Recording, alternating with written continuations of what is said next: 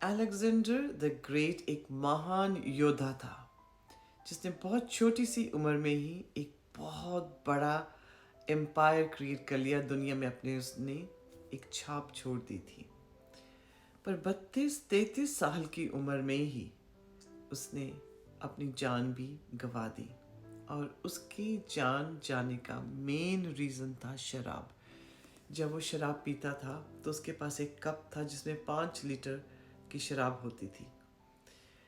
जब भी वो कोई जश्न मनाता, कोई जंग जीतता, तो उसको शराब चाहिए होती थी। ये भी कहा जाता है कि हो सकता है उसकी मौत का कारण शराब में जो जहर मिला दिया गया था वो भी हो।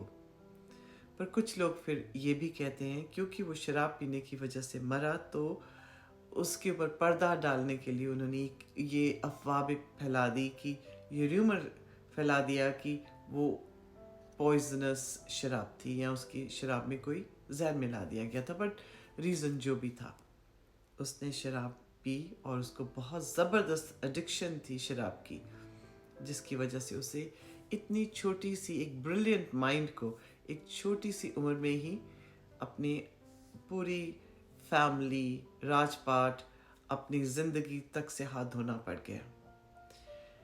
ये जो शराब होती है ना, एक लिक्विड पॉइजन होता है, न्यूरोटॉक्सिन होता है और हमें न्यूरोलॉजिकल लेवल पे जाके इन्फ्लेमेशन क्रिएट करता है, जिसकी वजह से ज़िंदगी में बहुत सारी प्रॉब्लम्स, हमारी हेल्थ हैज़र्ड्स तो आते ही हैं, पर हमारी जो फैमिली, हमारे फ्रेंड्स, बिजनेस, उस पर भी बहुत असर पड़ता है।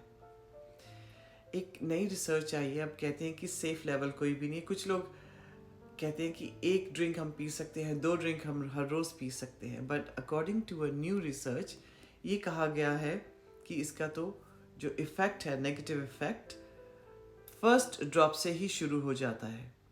कुछ लोग अगर 1 या 2 ड्रिंक्स रोज़ पीते हैं या फिर पूरे हफ्ते नहीं पीते और वीकेंड पे जाकर 4 या 5 या 6-7 ड्रिंक्स पी लेते हैं, तो उन कुछ पलों के लिए, जब वो शराब पीते हैं, उन कुछ पलों के लिए उन्हें अच्छा लगता है क्योंकि डोपामिन रिलीज होती है, बहुत अच्छा महसूस होता है, पर वो थोड़े पल होते हैं। पर अकॉर्डिंग टू दिस रिसर्च वो कहते हैं कि जब आप नहीं पी रहे, उन 4-5 दिनों में नहीं पी रहे, या उस दिन में अगर आप शाम को पीते हैं तो पूरे दिन में आपने नहीं पी, तो वो जो स्ट्रेस लेवल है वो आपका बहुत ज़्यादा हाई होता है। फिर आप शराब की तरफ फिर से अट्रैक्ट होते हो, फिर आप पीते हो, उन कुछ पलों के लिए थोड़ा सा आराम मिलता है। अगले दिन जब आप उठते हो फिर से वो स्ट्रेस लेवल आपका हाई हो जाता है और फिर से आपका शराब पीने को मन करता है। तो इसी लूप में इंसान फंस कर रह जाता है। But the good news is कि आप ये चक्रव्यूह जो आपने रच दिया है, जिसमें आप फंस गए हैं, डोपामिन और कोर्टिजोल और स्ट्रेस हार्मोन्स के चक्कर में, तो उसमें से आप निकल सकते हैं।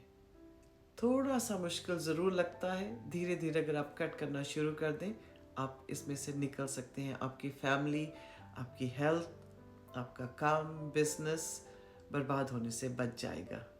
सो ट्राई, अगर आपको आउटसाइड हेल्प लेनी पड़े, डॉक्टर्स की या काउंसलिंग लेनी पड़े, तो वो भी आप लें, बट अपनी केयर ज़रूर करें। और इस लूप में आप जानबूझकर फंसे हैं और इस लूप में से आप खुद को निकाल सकते हैं और कोई नहीं निकाल सकता।